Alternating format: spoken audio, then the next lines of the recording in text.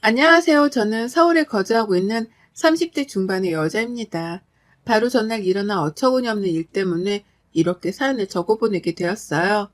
퇴근하면 허리 아프고 손 아프다며 컴퓨터 앞에는 앉지도 않는 저인데 하루 종일 벌어졌던 일들의 후유증을 얼른 털어버리고자 이렇게 노트북을 켰습니다. 다소 두서가 없더라도 양해 부탁드리며 바로 사연을 시작해 보겠습니다. 제가 결혼하고 후회를 참 많이 하면서 살았어요. 그리 잘한 결혼이라고는 못하겠고 여전히 힘든 게 많은지라 시간만 되돌릴 수 있다면 결혼하기 직전으로 돌아가고 싶다는 생각을 많이 하고 산답니다. 그때로 돌아가게 된다면 결혼을 접고 혼자 도망치겠다는 결심도 수두룩하게 해봤고요. 남편이랑은 소개팅을 해서 결혼까지 가게 되었지만 형식적인 만남으로 성사된 인연이라 그런지 그리 뜨거운 사랑도 못 해봤습니다. 각자 홍기가 찼다고 생각할 때쯤 만나 결혼도 조금 서두른 감이 없잖아 있었고요. 결혼해서 살다 보니 욱하는 성격이라는 것도 처음 알았고, 그래서 자기 성질을 못 이겨 화를 잘 내다가 뒤돌아서며 까마득히 잊어버리는 개 같은 성격이라는 것도 뒤늦게 알았답니다. 이런 성격인 줄 알았더라면 결혼을 분명 하지 않았을 텐데, 연애하던 그 짧은 시절에는 사람이 상대에게 좋은 모습만 보여주려 하잖아요. 저희 남편도 그랬더라고요.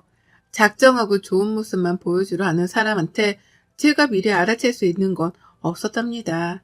그렇게 마음고생을 참 여러 번 했고, 그로 인해 결혼 생활이 이제 막 3년 차를 넘어섰는데 벌써 수십 년을 산 기분이에요. 그런데 저에게는 이런 남편보다도 미워 죽겠는 한 사람이 있습니다. 그 상대는 바로 제 시어머니시죠. 저는 지금도 제 친구들이나 친정 부모님 앞에 서면 제 시어머니가 싫다고 말을 합니다. 그렇게 말이라도 해야 제 속에 쌓인 울분이 조금은 풀리거든요. 어머님하고의 일화는 정말 많아서 뭐부터 적어야 할지 모르겠네요. 같이 산 건 분명 남편인데 정작 제가 옆에 끼고 모시고 산 사람은 시어머니라고 해도 과언이 아니었거든요. 저희 어머님은 저랑은 다르게 사는 분이셨습니다. 시아버지랑 사이도 굉장히 좋으셨고 평상시에 며느리 아들이 보는 앞에서 애정 표현도 자주자주 하시는 분이셨죠. 제 눈에는 그냥 나랑은 다른 결혼 생활을 하는 부러운 사람이었달까요? 부러우니까 자꾸 시선도 가고 뭔가 배울 게 있지 않을까 싶어서 다가가고 싶어지게 되더라고요. 다른 사람도 아닌 시어머니셨기 때문에 이런 감정은 더욱 쉽게 들었던 듯 합니다. 하지만 어머님의 입장은 저와 좀 반대되는 입장이었어요. 다가오는 저를 마냥 부담스러워 하셨달까요?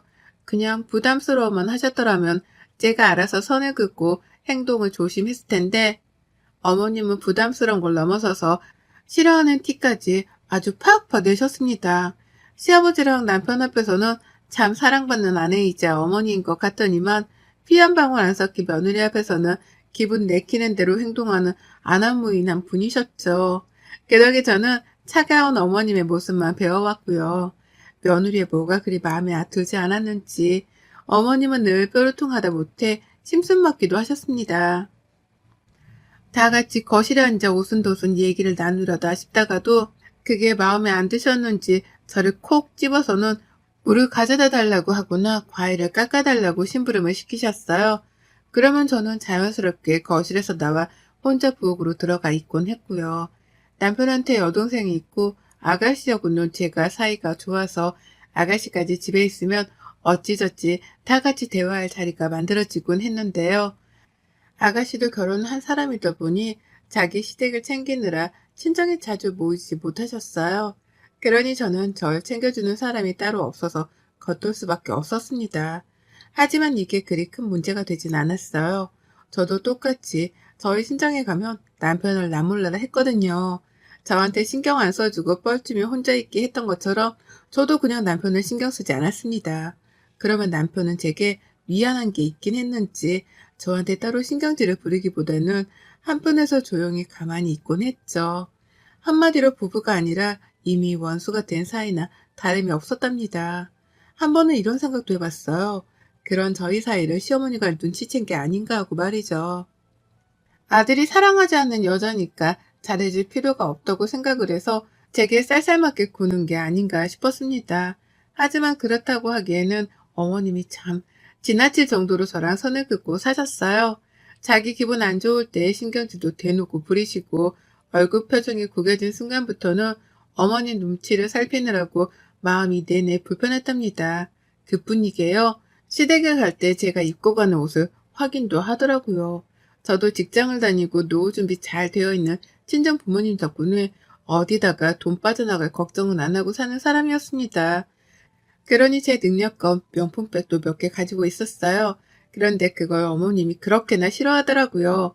남편이 이 가방들을 사주면서 보태준 돈은 1원도 없는데 제가 마치 남편의 돈을 뜯어내서 명품 가방을 산 것 마냥 눈치를 주셨답니다.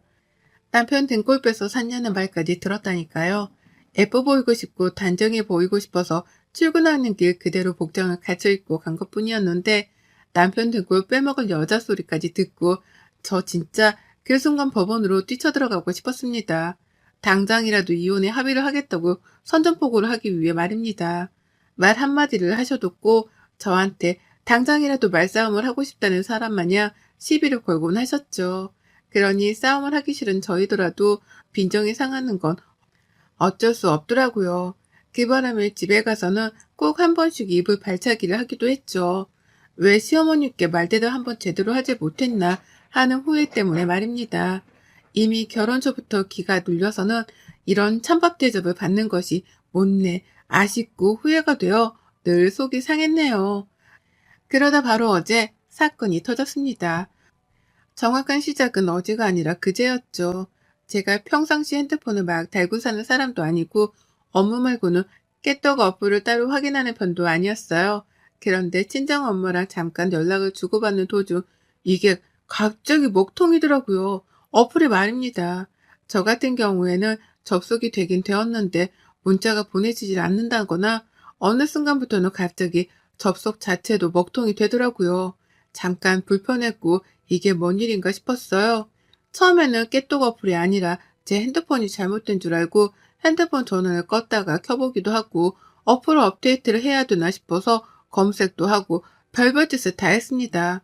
그러다 깨똑 자체가 먹통이란 걸 알게 되었고 그 순간부터는 아무것도 하지 않았어요. 굳이 내 핸드폰의 먹통 때문이 아니라면 걱정할 일도 아니었고 깨똑이 당장 필요한 게 아니었으니 신경을 안 쓴 거죠. 그러고는 내내 멀쩡히 일상을 보냈습니다. 제 일을 하고도 필요한 건 직접 전화나 핸드폰 외에 문자를 보냈어요. 그렇게 하고 나서 보니 불편한 건 정말 하나도 없었습니다. 그런데 집에 와보니 남편이 전화를 붙들고는 끊질 않더라고요. 시어머니하고의 연락을 하는 중이었던 겁니다. 뭔 얘기를 그렇게 심각하게 하는 중인 건지 남편은 시어머니의 대화를 듣고 달래주기만 바빴어요. 시어머니는 뭐라 짜증 반, 목소리 반을 키운 채로 끊임없이 말을 꺼내는 중이셨고요. 너무 궁금해서 저도 모르게 집에 들어오자마자 귀를 쫑긋거리다가 남편 옆에 앉았습니다. 그랬더니 남편도 시어머니한테 슬슬 짜증이 난 건지 너도 들어보라는 속삭임과 함께 스피커폰을 켜더라고요. 그 덕에 저는 시어머니가 하는 말을 모두 들었고요. 어머님은 나이 10대도 아니고 20대도 아닌 60대의 어머님은 깨똑이 먹통이라는 사실이 너무 속이 상하고 불편해 죽겠다면서 그에 대한 짜증과 불평을 남편에게 털어놓고 계셨답니다. 깨똑 먹통으로 인해 할 수 있는 게 아무것도 없고 그 바람에 연락을 해야 하는 친구들과도 연락을 못하고 있다면서 심심해 죽겠다고 하소연을 하셨네요. 전 솔직히 새삼 놀랐어요. 젊은 저도 그리 큰 불편함은 못 겪었는데 60대인 어머님이 난리를 피우니까요. 그게 속이 상하고 불편하다며 아들한테까지 연락을 해서 화를 낼 일인가 싶었습니다. 평상시 남편 앞에서만큼은 화를 덜 내는 어머님이셨기 때문에 제 눈에는 이 상황이 보다 우습고 놀랄 수밖에 없어 보였답니다. 그렇게 어머님은 한참이나 더 지나서야 전화를 끊으셨고 남편은 전화를 끊자마자 제 앞에서 혼잣말 비슷하게 말하더라고요. 도대체 깨똑이 뭐라고? 나도 안 불편한데.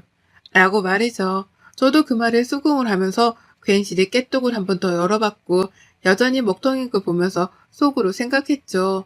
여전히 먹통이구나 라고 말이죠. 불편해서 못 참겠다거나 어디다가 불평을 해야겠다고 감히 생각은 해보지 않았습니다. 그냥 먹통이니 먹통인 줄 알았고 시간이 지나면 자연스레 해결이 되겠거니 싶어서 내버려 뒀어요. 아무 생각이 없었어요.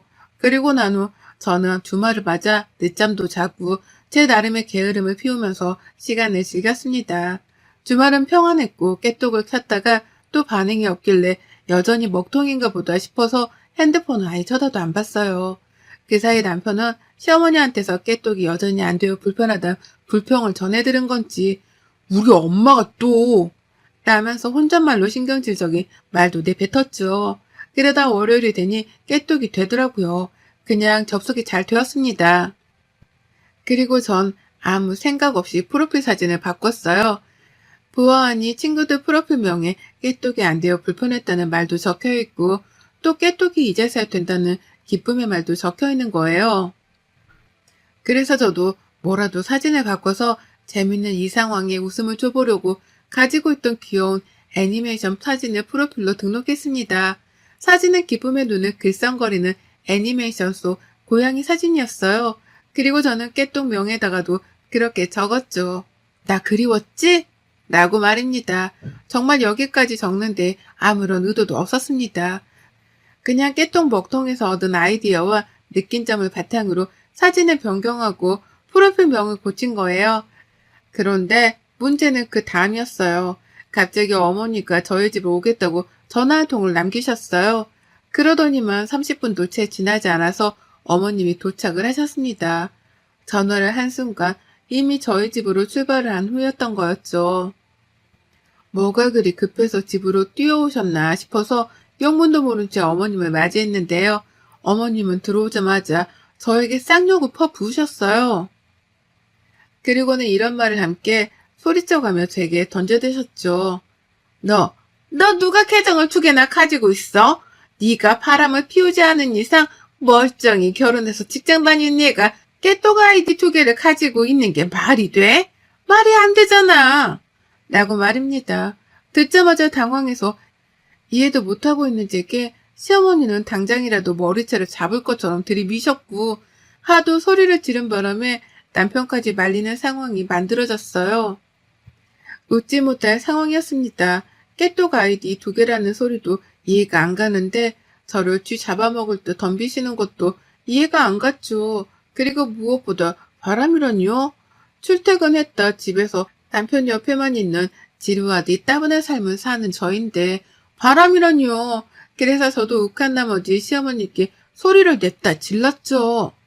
바람이라니요? 어머님 정신 나가셨어요? 제가 뭘 했다고 갑자기 집으로 쳐들어와서 바람이래요? 제가 뭘 했길래 엄한 사람을 이렇게 잡는 거예요? 라고요. 솔직한 말로 씩씩대며 욕도 쏟아져 나올 뻔했고 눈깔은 이미 뒤집혀 있었습니다. 억울한데 화도 나서 감정 주체가 잘 안 되었고 그래서 시어머니한테는 멀쩡한 눈빛으로 바라볼 수도 없었어요. 계속해서 째려보며 저도 씩씩댄 거죠. 그러자 시어머니는 저의 태도가 불순하다고 여기신 건지 더욱 큰 소리로 떠들더라고요. 말도 안 되는 막말을 너무나 당당하게 내뱉기 시작하신 거예요. 네가 바람을 피운 거잖아. 그러니까 깨똑 프로필 2개가 있는 거지. 그게 아니면 갑자기 깨똑 프로필 사진이 왜 바뀌어? 나 그리웠냐는 깨똑명이 뭐야. 순 바람 피우는 것들이나 그런 짓을 한다고 내가 모를 줄 알아? 라고요. 와, 시어머니 말씀은 그거였습니다. 깨똑이 먹통이 되어서 은연중에 멀티 프로필을 가지고 있던 사람들의 프로필 이전 사진들이 강제 공개가 되었다더군요. 전 어머님이 말씀을 해주기 전까지는 전혀 몰랐습니다. 그리고 어머님은 그 사실을 바탕으로 갑자기 깨똑 프로필 사진이 바뀐 저의 프로필도 의심을 했다는 겁니다. 제가 시어머니랑 가족들 몰래 가지고 있던 또 다른 프로필이 강제 공개가 된 줄 알고는 앱에 대해서 뭣도 모르는 분이 무조건적으로 저의 멀티 프로필을 의심한 거예요. 기존의 프로필임에도 불구하고 자신이 못 보던 사진이 프로필에 올려져 있다는 이유만으로 제가 숨겨놓은 비밀의 프로필이라고 생각을 하신 겁니다. 그래서 저는 말이 안 통해 혈압이 오른다며 고래고래 혼자 소리를 질렀고 남편은 남편대로 살짝 의심은 했던지 제 카톡을 자세히 살펴보다가 아니야, 여기에 이전에 올렸던 사진들 그대로 있잖아. 이거 원래 우리가 보던 그 계정이야. 라고 하면서 뒤늦게야 시어머니로 달랬어요. 시어머니는 그제서야 쪽팔리고 체면이 안 서는 건지 그래? 아닌데? 라고 하면서 이상하다는 듯 깨똑을 탓하셨고 저는 홧김에 손모가지가 올라갔다가 시어머니를 밀쳐내고 집을 나갔습니다. 밖에 나와서 혼자 길거리를 서성이며 얼마나 분하다 가슴을 쳐댔는지 몰라요. 아유 진짜 생각할수록 열불나고 짜증나는 게 수습이 안 되더라고요. 잘해준 것 하나 없는 시모가 다른 것도 아닌 불륜을 의심해서 나를 욕보였던 생각하니 피가 거꾸로 쏟았습니다. 그러는 와중에 시어머니한테 어떻게 복수를 할지 골머리를 앓고 있는데 세상에 어머님이 지발로 쥐덫에 걸리셨더라고요. 쪽팔리고 며느리 볼낯이 없었는지 어머님은 제가 집을 나오고 얼마 지나지 않아 바로 저희 집을 나오셨어요. 제가 길목을 서성이고 있는데 저 멀리서 어머님이 집을 나서는 모습이 보이더라고요. 그래서 바로 뒤를 따라갔습니다. 그냥 길거리에서 싸울 작정으로 아무 생각 없이 어머님 뒤를 쫓았어요. 근데 저 멀리서 시어머니를 맞이하는 한 남성이 있었습니다. 어머님을 아주 자연스럽게 부르더니 아주 당당하게 길 한복판에서 껴안으시더라고요. 너무 놀라 길 한가운데서 멈칫했고 가까이 가보니 시아버지가 아니 다른 남성이란 걸 알아차렸습니다. 시모가 호적에도 없는 남자라 길 한복판에서 껴안고 스킨십을 저지른 거예요. 그걸 제가 딱 목격한 거였고요. 방금 전에는 나보고 바람을 피운다며 엄한 오해를 하더니만 이제 보니 정작 바람 피운 거 시모였던 거예요. 먼 눈에 뭐만 보인다더니 지가 바람을 피우고는 저한테 괜한 오해를 한 겁니다. 그리고 이제서야 이해가 갔죠. 왜 그렇게 시모가 깨뚝이 안 되는 것에 답답해했고 왜 멀티 프로필이란 것에 대해서 알고 계셨는지에 대해 말입니다. 정작 깨뚝을 오래 써온 저도 멀티 프로필이란 걸 설정할 생각도 못했었고 관심도 없었습니다. 그런데 그런 저에게 멀티 프로필이라니 숨겨둔 프로필이라니 어쩌니 하시며 화를 내더니 그게 다 어머님의 경험담이었더라고요. 어머님은 제가 자신처럼 바람이라도 피워서 남편 몰래 숨겨놓은 멀티 프로필을 가지고 있는 줄로 오해를 하고는 집으로 뛰어오셨던 겁니다. 그리고는 어머 며느리를 잡다가 아닌 걸 알고는 주랭랑을 내뺀 거죠. 하필 그 길에 불륜남이랑 즐기다 저한테 딱 걸려버렸고요. 저는 그 자리에서 동영상이며 사진이며 있는 대로 촬영을 했고 시어머니께로 뛰쳐갔습니다. 뒤에서부터 먼 눈에 뭐만 보인다고 라면서 소리를 지르고 뛰어가니 어머님은 귀신이라도 본 듯 기함을 치며 니언남이랑 놀래 자빠지려 하더라고요. 저를 보자마자 바로 잡고 있던 손도 떼어내기까지 하시며 말이죠. 하지만 저는 사진이며 영상이며 다 찍어놨고 이걸 당장 시아버지랑 남편한테 전송할 거라며 길 한복판에서 시어머니를 향해 소리쳤습니다. 결혼 후 내내 결혼을 후회했는데요. 그 순간 처음으로 결혼하길 잘했다 싶었어요. 이 순간을 위해서 그가 내가 그렇게 참고 산 거였구나 싶었거든요. 그 정도로 속이 후련하고 통쾌했습니다. 그래서 더 빡빡 우겨가며 시아버지께 고자질을 하겠다 나섰고요. 시어머니는 망설이지도 않고 그 자리에서 제게 비셨어요. 자기 인생을 한 번만 구제해달라고 이제 다 살고 나이 들어 잠깐 실수한 건데 제발 한 번만 봐달라고 말이죠. 지금껏 쌓아온 가정이 무너지는 걸 원치 않는다면서 길 한복판인데도 불구하고 저를 붙잡은 채로 막 빌더라고요. 그간 그렇게 저랑 담쌓고 지내려 하고 괴롭히려 눈치를 주시던 분이 말이죠. 그리고 전 시아버지랑 남편에게 그 누구에게도 이 사실에 대해서 말하지 않기로 했답니다. 말할 이유가 없었으니까요. 이 사실을 시어머니와 단 둘이서만 간직한 채 시어머니의 약점을 이참에 제대로 잡고 살기로 했어요. 그냥 약점도 아닌 불륜을 한다는 엄청난 약점을 제가 잡고 있는 이상 시어머니는 절대로 저를 괴롭히지 못하실 거라는 걸 제가 잘 알았으니까요. 어머님도 그걸 증명하듯이 너무나 후회스럽고 쪽이 팔린다는 표정으로 비참하게 제게 매달렸답니다. 집으로 돌아가는 길에 저를 바래다 주면서 옆에서 애원하셨어요. 집으로 들어가는 그 마지막 순간까지 제게 매달리며 아무 말 하지 말아달라 비섰답니다. 아무리 부부 사이여도 비밀이 있는 거니까 아들한테도 절대적으로 비밀로 해달라고 말이죠.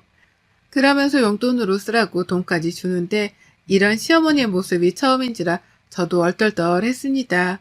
돈은 입 다물라는 대가로 주는 거니까 거절하지 않고 있는 그대로 다 받았고요. 더 달라고 하려는 걸 겨우 꾹 참았습니다. 표정 관리하면서 언제라도 입을 털 수 있으니 행동거지 조심하시라 시어머니께 경고도 날렸네요. 그리곤 집에 들어와 다짐했습니다. 이 일을 정말 죽을 때까지 비밀로 해야겠다고 말이죠. 그리고 이제부터 시작합니다. 시어머니의 약점을 쥔 채 강자로 군림하는 삶을 말이죠. 이제 누가 뭐래도 갑은 저이니 날 함부로 대할 시어머니를 가만 내버려 두지 않을 겁니다. 불륜 사실을 고할까 벌벌 기며 살 시어머니를 눈앞에 내리깔고 두고 본 채로 저 하고 싶은 대로 편하게 살 거예요. 더 이상 시모눈치를 보지 않으면서 말이죠. 깨톡 먹통으로 순식간에 갑과 을이 뒤바뀌어버린 고부관계가 되었다니 지금 당장 깨톡 본사에 감사의 기부금이라도 넣고 싶은 기분이랍니다. 이 자리를 빌어 환호와 승리의 비명을 한 번 더 질러봅니다. 아싸! 여러분의 생각은 댓글로 남겨주세요. 오늘도 시청해 주셔서 정말 감사합니다.